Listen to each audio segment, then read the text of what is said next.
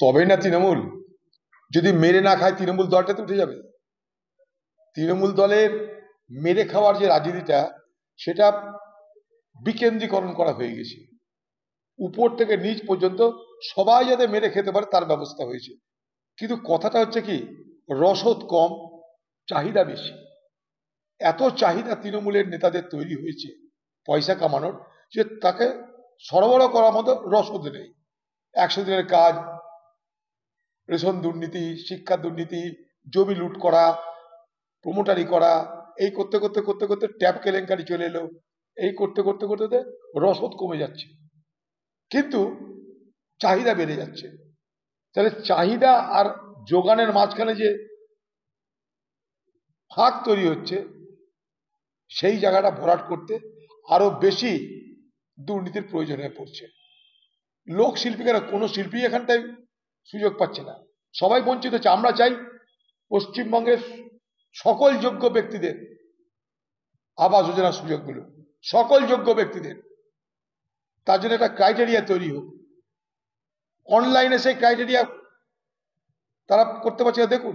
নাহলে প্রশাসন তাদেরকে মদত করুন, কিন্তু একটা পরিমাপ তৈরি হয়েছে, কোন পরিমাপে, কোন মানে ক্রাইটেরিয়াতে আমরা নির্ণায়ক একটা তালিকাতে আমরা তাদেরকে আবাস দিতে পারি, তার একটা তালিকা তৈরি হোক, তার একটা নির্ণায়ক একটা সূচি তৈরি হোক, মানদণ্ড তৈরি হোক। সেই মানদণ্ডের উপর দাঁড়িয়ে প্রত্যেকে অ্যাপ্লিকেশন করার সুযোগ পাক। এখানটা কি হচ্ছে, আবাস যোজনার নামে মানুষেরই টাকা মানুষকে না দিয়ে চলে যাচ্ছে কোথায়, তৃণমূলের নেতাদের পকেটে।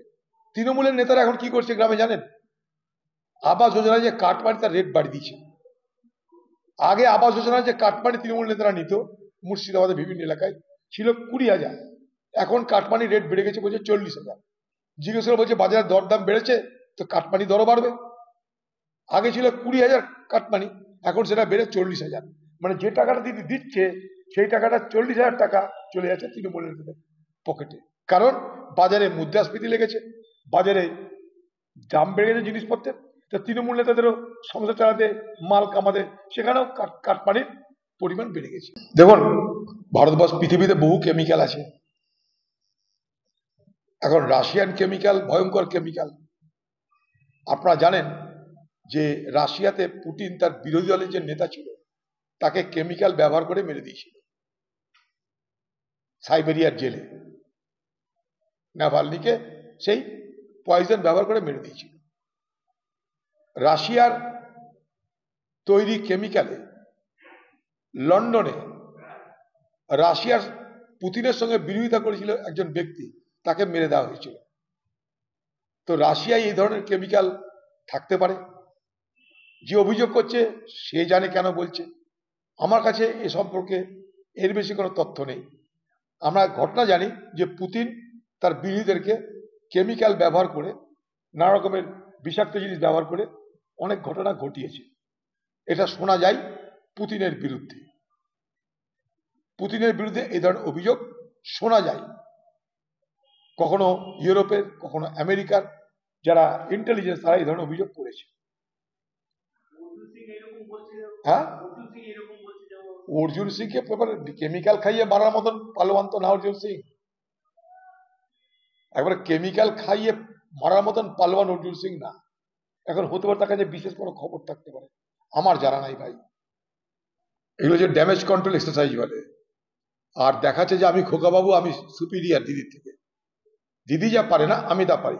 এর আগে কোভিডের সময় করলো না যে বাংলায় কোভিডের চিকিৎসা হয় না, একমাত্র খোকাবাবুর কনস্টিটিউন্সি যেটা লোকসভা ক্ষেত্র, সেখানে কোভিডের চিকিৎসা হয়েছিল। মনে করে দেখুন, নাম দিয়েছিল ডায়মন্ড হারমান মডেল নাকি। বাপরে, ওরকম ডাক্তার যদি সব আমার কথা চলে আসে, প্রত্যেকটা প্রতিদিন একটা করে মডেল করবো আমরা। আমাদের হয়তো আসবে না এরকম ভাবে লোক লস্কর, টাকা পয়সা, অত বড় পরিকাঠামো আমাদের হয়তো আসবে না। তা মডেল নাম দেওয়ার কি আছে? সারা বাংলাকে করো তোমরা মডেল। ঠিক একইভাবে যখন সারা পশ্চিমবঙ্গে, শুধু নয় সারা ভারতবর্ষে পশ্চিমবঙ্গ সরকারের মুখ পুড়ছে এই চিকিৎসকদের বিরুদ্ধে এই নৃশংস আচরণের জন্য, সেখানে ড্যামেজ কন্ট্রোল এক্সারসাইজ করার চেষ্টা করা হচ্ছে। অর্থাৎ যা ক্ষতি হচ্ছে সেটাকে পুনরুদ্ধার করো। পুনরুদ্ধার করছে কে? খোকাবাবু। পরে খোকাবাবুকে বাহবা দেওয়া হবে, কি দেখো খোকাবাবু পারল।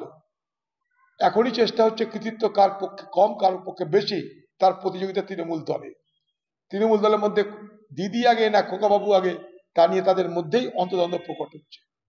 এ বাংলায় মুখ্যমন্ত্রী আর খোকাবাবু ছাড়া কেউ তো নিরাপদ নয়। তৃণমূলের মধ্যেকার আজকে যে অন্তর্দ্বন্দ্ব এগুলো তার বহিঃপ্রকাশ। তৃণমূলের মধ্যে অন্তর্দ্বন্দ্বের বহিঃপ্রকাশ হচ্ছে একটা জনপ্রতিনিধিকে কাউন্সিলরকে তার বাড়ির সামনে আমরা দেখছি টিভিতে কিভাবে শুট করতে যাচ্ছে, গুলি করতে যাচ্ছে। সেখানকার যারা সাধারণ তৃণমূল দলের সদস্য বা সদস্য যেই হোক বা যারা সাধারণ মানুষ তারা যেভাবে আততায়ীকে ধরেছে তার জন্য তারা প্রশংসার দাবি রাখে। আততায়ীকে আর পুলিশ ধরবে না আগামী দিনে, আততায়ীকে মানুষকেই ধরতে হবে। কারণ পুলিশের সময় নেই আততায়ী ধরার, পুলিশের সময় নেই খুনি ধরার বা খুন করার আগে কোথায় কি হচ্ছে তার খবরাখবর নেওয়ার পুলিশের সময় নেই। তা আগামী দিনে যেমন ভাবে একটা জনপ্রতিনিধিকে খুন করতে গিয়ে খুনিকে ধরা হয়েছে তেমনি ভাবে এই বাংলার মানুষ অপরাধীদের ধরুন।